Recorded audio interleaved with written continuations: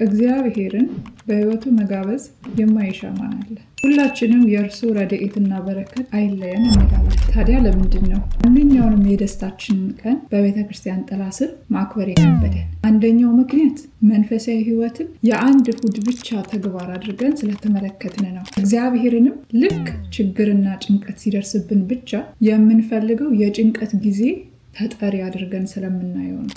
ግን የደስታችን ቀን ላይ ሲመጣ እሱን ከኢኩዌሽን ውስጥ እናወጣዋል። መንፈሳዊ ሕይወት የዕለት ተዕለት ጉዞ እንጂ በዓመት ጥቂት ቀን ብቻ የሚታወስ አይደለም። አብዛኛው ሰው የደስታውን ቀን በሚያከብርበት ጊዜ ፎከሱ ዝግጅቱ ላይ ብቻ ነው። ነገር ግን ከዝግጅቱ በኋላ ስላለው እውነተኛ ሕይወት ብዙዎቻችን አናስተውልም። ትኩረታችን ለአንድ ቀን ድምቀት እንጂ ለዘለቄታዊ ሕይወት መሆኑ ተስኖታል። ከስንቅ ኢቨንትስ ጋር ልሰራ የወደድኩበት አንደኛው ምክንያቴ ዝግጅት ብቻ አይደለም የሚያደራጁት፣ አገልግሎታቸው የቤተ ክርስቲያንን ስርዓት አስጠብቆ ስለሆነ ብቻ ነው።